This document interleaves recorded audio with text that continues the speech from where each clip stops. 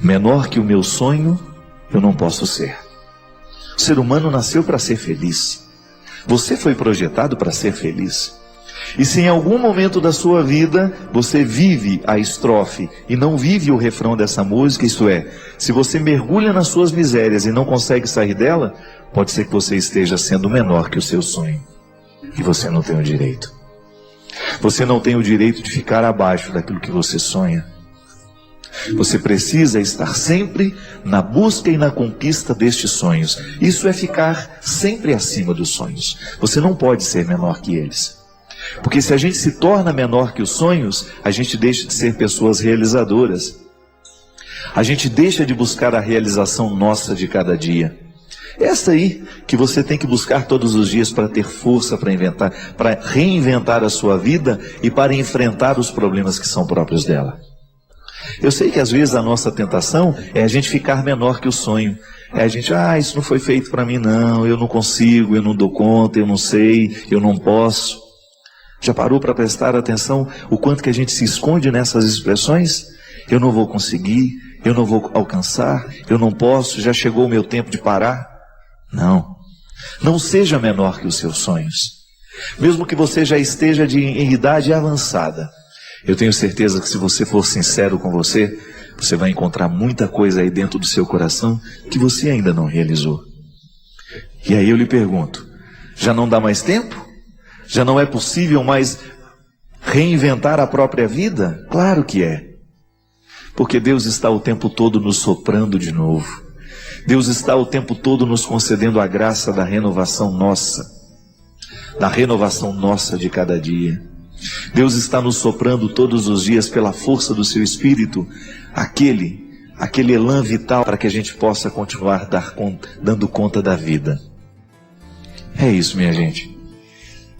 Não são raras as vezes em que a vida parece nos sufocar, em que as dificuldades que nós enfrentamos se tornam maiores do que a nossa coragem. Não são raros os momentos em que a gente tem aquela sensação de que a vida é mais pesada do que nós podemos suportar. E é nessa hora que nós precisamos prender os nossos olhos no refrão de esperança. Porque a esperança tem o poder de nos fazer novos. É interessante como que na vida, de repente, quando menos imaginamos, um novo espírito toma conta de nós. E aquilo que parecia tão antigo, tão pesado sobre nós, ganha ares de novidade. Não é que a vida mudou, mas mudou alguma coisa dentro de nós. Mudou o nosso jeito de olhar para ela, mudou o nosso jeito de interpretar os problemas, mudou o nosso jeito de olhar para a nossa doença. Aquelas pessoas que enfrentam as suas enfermidades, você tem duas maneiras de olhar para elas. Ou você enfrenta como um tempo desagradável, cheio de limites, ou você enfrenta com um tempo de possibilidades. Ou você enfrenta como a minha doença me ensina. O que ela me ensina? A lidar com os meus limites, a compreender um pouco mais os limites dos outros. Porque se a minha doença não me humaniza, eu não sei o que nessa vida vai ser capaz de me humanizar. Eu tenho uma amiga que enfrenta sérios problemas de saúde. Mas quando você olha para ela, você quase não percebe. E outro dia, passando numa loja, ela estava comigo nessa loja, olhamos algumas coisas que eu precisava ver e fiquei de voltar depois. E hoje eu tive a oportunidade de voltar naquela loja. E qual foi a minha surpresa? Que a vendedora olhou para mim e disse assim, cadê aquela sua amiga que veio junto? Eu disse, hoje ela não pôde vir, está trabalhando. A menina me disse assim, nossa, ela me transmitiu tanta coisa boa, ela me pareceu ser uma pessoa tão feliz, ela me pareceu ser uma pessoa tão realizada, e eu não tive dúvida em contar naquela hora das grandes dificuldades que a minha amiga enfrentava. E eu fui contando tudo que a minha amiga tinha, tudo que ela estava passando nos últimos tempos, de enfermidades físicas, e pude observar nos olhos daquela vendedora que me conversava comigo, que me atendia naquela hora, as lágrimas querendo descer. Imediatamente ela chamou a colega que trabalhava na loja e me disse assim, e disse para ela, nossa, se você visse como ela é, você jamais imaginaria que aquela pessoa passa pelas dificuldades que passa. Sabe qual é o segredo? Eu saí da loja orgulhoso da minha amiga. O segredo é que ela nunca fica menor que o sonho dela.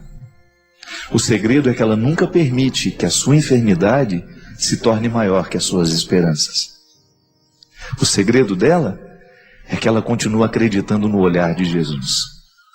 Ela não se desprende dele por nada nesse mundo. Ela não presta atenção no câncer que tem. Ela presta atenção no Deus que lhe empresta a vida a cada dia. E a ela não importa quanto tempo ela ainda tem nessa vida. A ela importa é a qualidade de cada instante. Ela não fica pensando nos meses que virão, nas dificuldades que enfrentará, ou se ainda terá quanto tempo de vida. Ela não fica se prendendo nisso.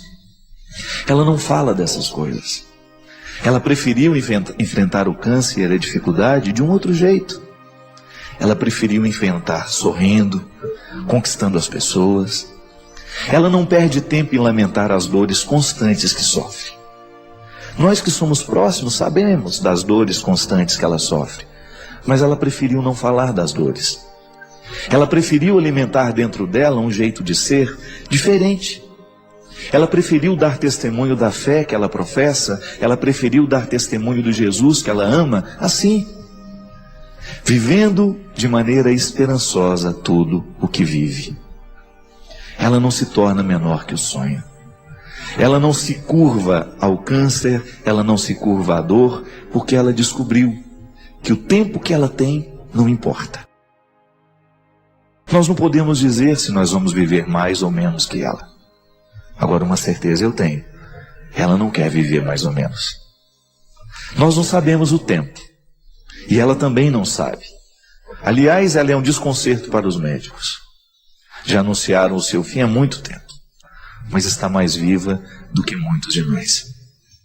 Sabe o que é isso, minha gente? A capacidade que essa criatura tem de olhar-se de um jeito novo, todos os dias.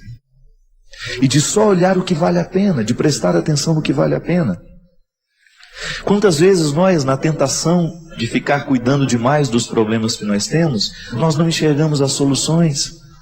Nós não enxergamos as possibilidades porque os nossos olhos estão presos demais nos problemas que nós temos.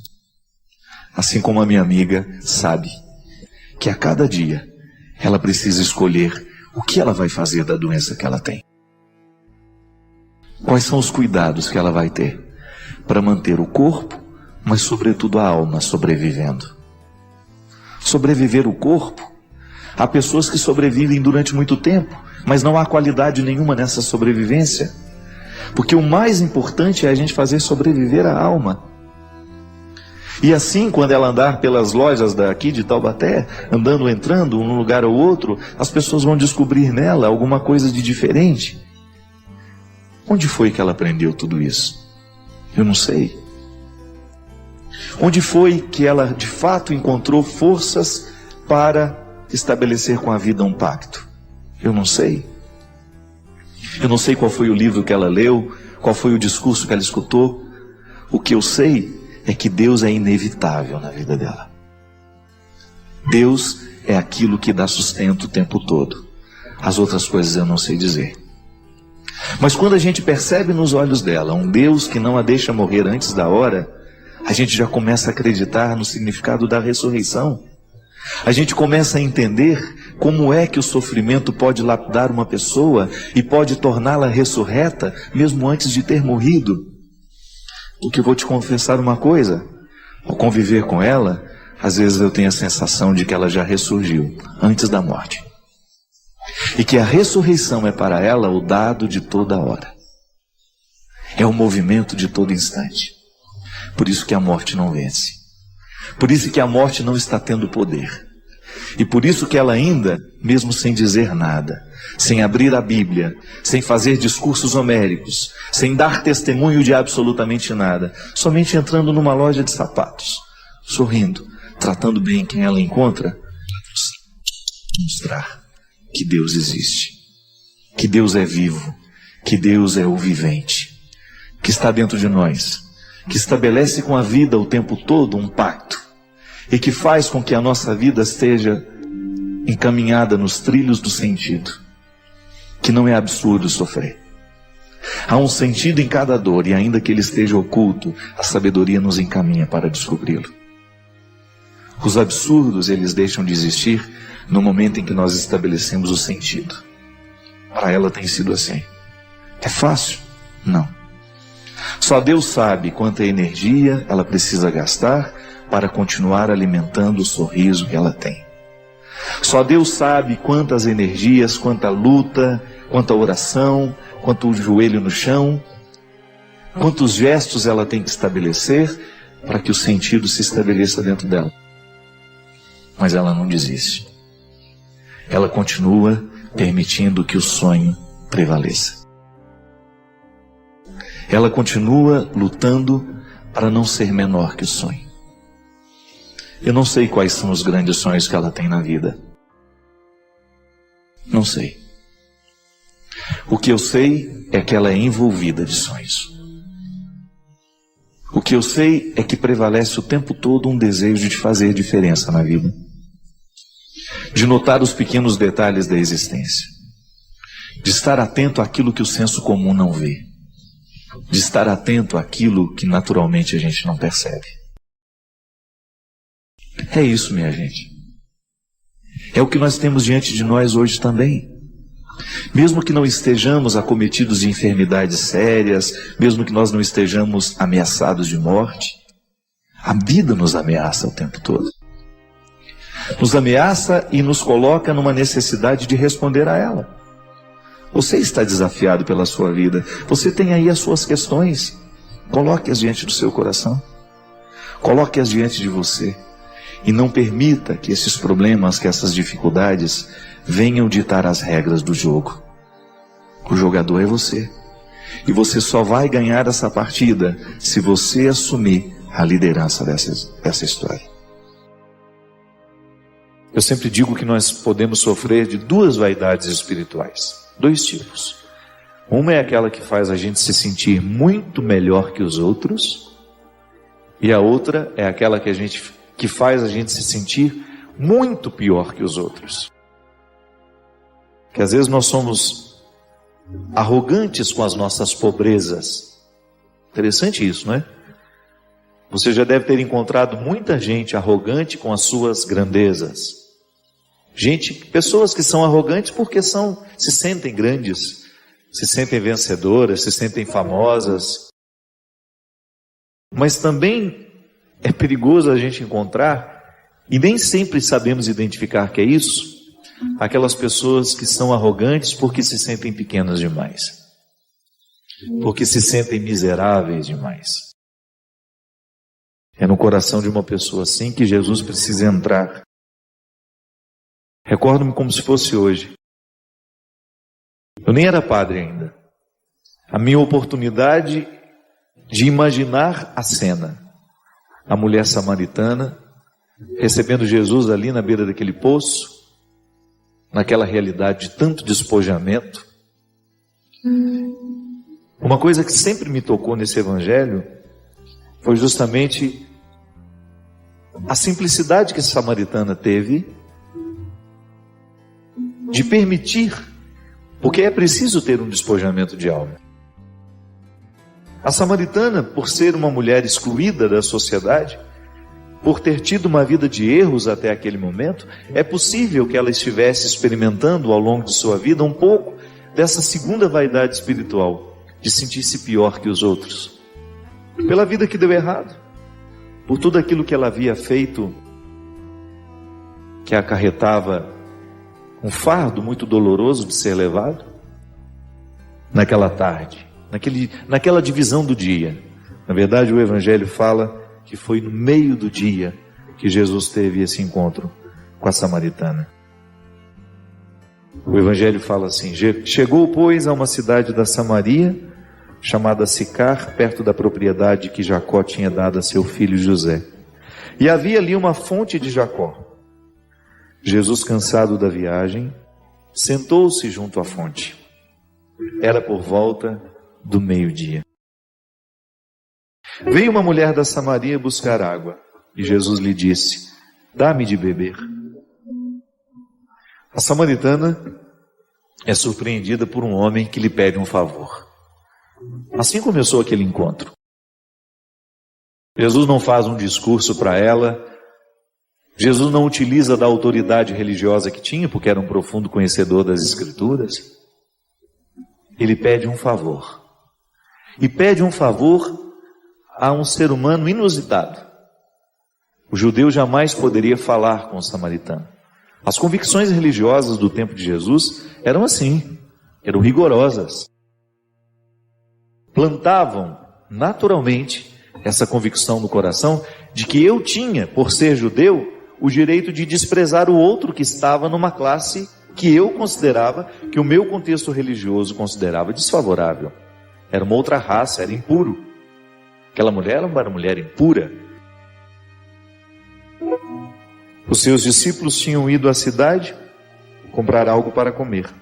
E a samaritana disse a Jesus: como é que tu, sendo um judeu, pedes de beber a mim, que sou uma mulher samaritana? De fato, os judeus não se relacionam com os samaritanos. E Jesus respondeu: se conhecesses o dom de Deus, e quem é aquele que te diz, dá-me de beber, tu lhe pedirias, e ele te daria água viva. A mulher disse: Senhor, não tens sequer um balde, e o poço é fundo. De onde tens essa água viva? Serás maior que nosso pai Jacó, que nos deu este poço, do qual bebeu ele mesmo, como também os seus filhos e seus animais? Jesus respondeu a ela: todo o que beber desta água terá sede de novo, mas quem beber da água que eu darei, nunca mais terá sede, porque a água que eu darei se tornará nele uma fonte de água jorrando para a vida eterna. A mulher disse então a Jesus: Senhor, dá-me dessa água para que eu não tenha mais sede, nem tenha de vir aqui tirar água. Uma água que saciava outras dimensões da vida, que não só essa necessidade física que nós temos de ter água no nosso corpo, de hidratar o nosso corpo para que ele possa funcionar bem. É interessante porque é como se nós pudéssemos estabelecer essa transição. No programa da semana passada a gente falava de transição, daquela libertação que o povo hebreu precisava fazer para chegar ao Egito, sair do Egito para chegar à terra prometida. Como se nós pudéssemos dividir ali um antigo e um novo tempo. Na vida dessa mulher a mesma coisa. Jesus estava arrancando essa mulher de um contexto de coisas antigas, de realidades que já não alimentavam mais, e propondo a ela uma água nova. Jesus pede um favor a ela e inicia com aquela mulher um processo terapêutico que vai arrancando dela todas as raízes que o erro havia deixado. Pelo poder da palavra, minha gente. Olha como isso é fascinante. O primeiro gesto que Jesus realiza para transformar a vida daquela mulher foi pedindo-lhe um copo d'água. Você quer algo mais ordinário do que isso? Você quer algo mais corriqueiro? A amizade que estava nascendo ali a partir de um pedido: me dá um copo d'água, estou com sede agora. Mas o que na verdade Jesus pretendia com aquele pedido era entrar no coração daquela mulher. Ele lhe disse: vai chamar teu marido e volta aqui. Eu não tenho marido, respondeu a mulher. Ao que Jesus retrucou: disseste bem que não tens marido. De fato tiveste 5 maridos, e o que tens agora não é o teu marido, e nisto falaste a verdade. A mulher lhe disse: Senhor, vejo que és um profeta. Os nossos pais adoraram sobre esta montanha, mas vós dizeis que em Jerusalém está o lugar que se deve adorar. Jesus lhe respondeu: mulher, acredita-me, vem a hora em que nesta montanha, nem em Jerusalém, adorareis o Pai. Vós adorais o que não conheceis, nós adoramos o que conhecemos, pois a salvação vem dos judeus. Mas vem a hora, e é agora, em que os verdadeiros adoradores adorarão o Pai em espírito e verdade. Estes são os adoradores que o Pai procura. Ao pedir àquela mulher a água, Jesus inicia com ela uma transição, uma transposição também de um mar que era extremamente violento na vida daquela mulher. Com naturalidade, ela conta a ele que realmente ela não tinha marido. Todos os que haviam passado pela vida dela já tinham se tornado uma ilusão, né? Não foi amada, não ficaram. E é interessante porque ela já tinha tido 5, o que ela tinha atualmente não era dela, significa que ela tinha um rolo, né, um caso, devia ser amante de alguém. Ele queria sim abrir um espaço de confiança no coração dela. Ela precisava sentir que ele não estava falando com ela por qualquer motivo. Primeiro, um profundo respeito por ela. Já começou quebrando ali aquela regra. Ele tinha o direito, por ser judeu, de não dirigir a palavra a ela. Ele preferiu quebrar aquela regra. Pede água. E inicia com ela um discurso que foi fazendo com que aquela mulher pudesse trazer todo o passado à tona e corrigi-lo à luz de alguém que começou a amá-la, que a viu com misericórdia, que ao pedir um copo de água para ela, estava oferecendo uma água viva que tinha o poder de transformar profundamente o seu coração. Deus é espírito e o que o adora deve adorá-lo em espírito e verdade. A mulher disse: eu sei que virá o Messias, isto é, o Cristo, e quando ele vier, nos fará conhecer todas as coisas. Jesus lhe disse: sou eu que estou falando contigo. Jesus entra na vida dessa mulher a partir dessa pertença mística que faz com que tudo aquilo que havia sido um passado desastroso seja reinterpretado à luz de um amor, de um novo matrimônio, de uma comunhão que só Deus pode fazer estabelecer. E também esse encontro acontece na metade do dia, como se o evangelista quisesse nos mostrar que até então tudo aquilo que havia sido desastroso até o meio-dia, com a chegada do Cristo, com essa água viva que ele oferece a essa mulher, torna-se uma divisão, o Antigo Testamento e o Novo, o Velho dando lugar à novidade. Eu sempre gosto de dizer isso, nós ainda não alcançamos quase nada do que podemos em nós mesmos. Estamos ainda no alpendre da casa. Se a gente pode dizer que nós somos uma casa, nós só estamos no alpendre. A gente ainda não adentrou a sala principal, os quartos, a cozinha, os subterrâneos. Por quê? Porque muitas vezes ficamos parados naquilo que não deu certo. Porque muitas vezes insistimos em colocar os nossos olhos nas realidades da nossa vida que não foram favoráveis, que não foram felizes. Da mesma maneira como essa mulher também tinha um passado todo estragado. Mas de repente, naquele momento, naquele meio-dia, naquela divisão do dia com a tarde, um favor lhe é pedido. E a partir daquele copo d'água, uma grande transformação acontece na sua história. Tudo isso é passo de mudança, de superação, de maturidade, que essa mulher viveu e que nós também precisamos viver diariamente. Essa mulher não teve medo de falar de si mesma. Por quê? Porque Jesus não começou com um discurso arrogante.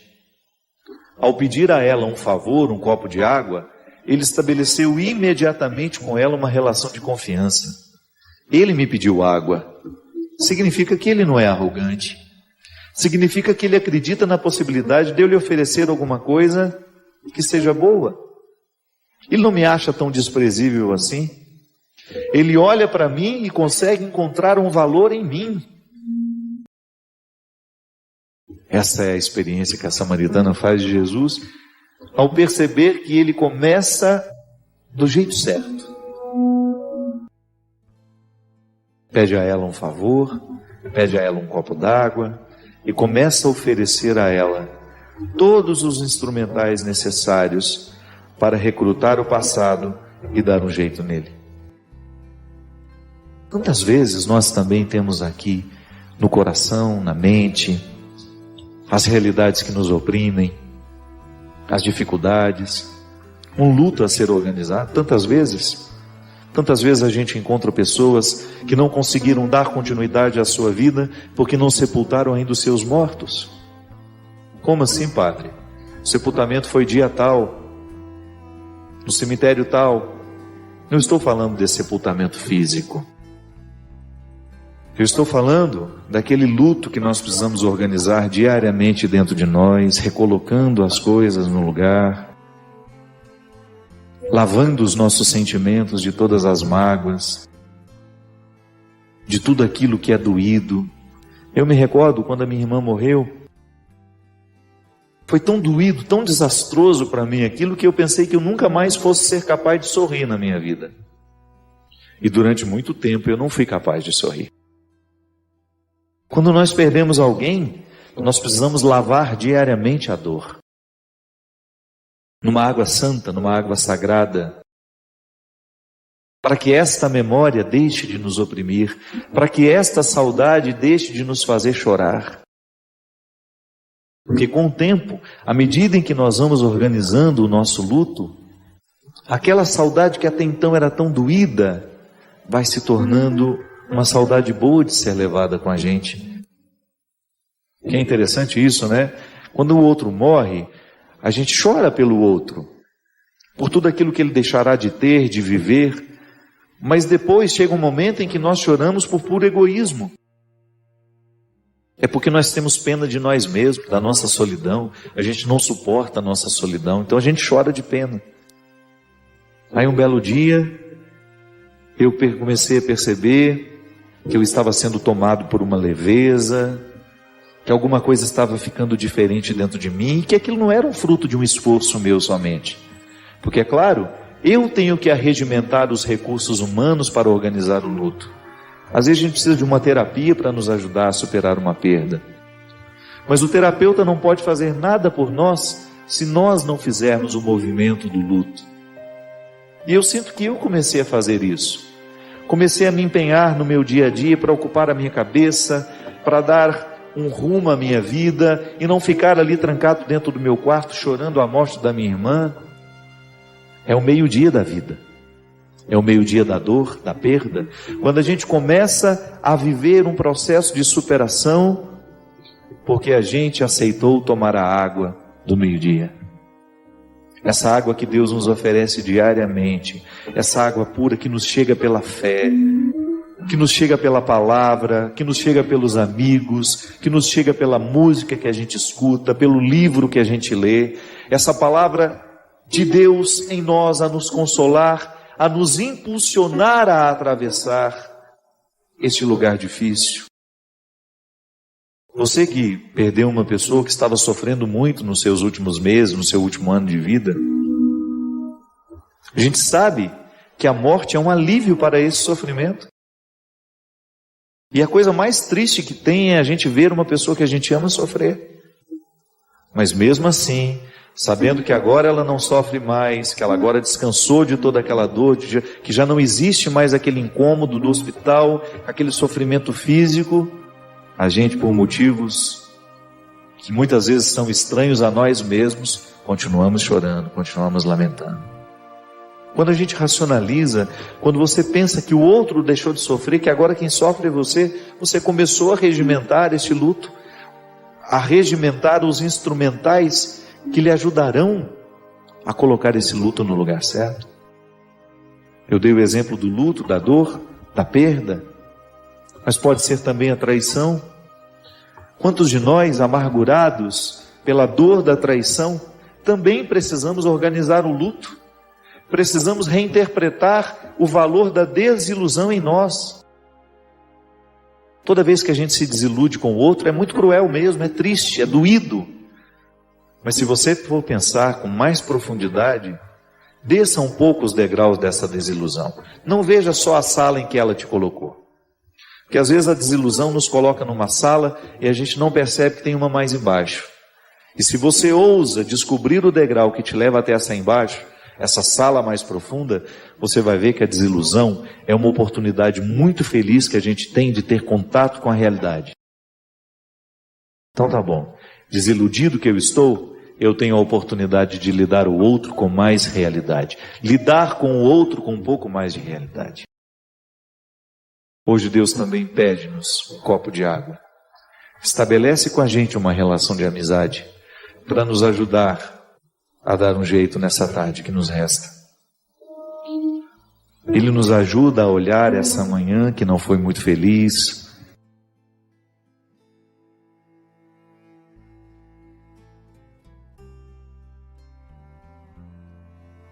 Valorizamos sua contribuição.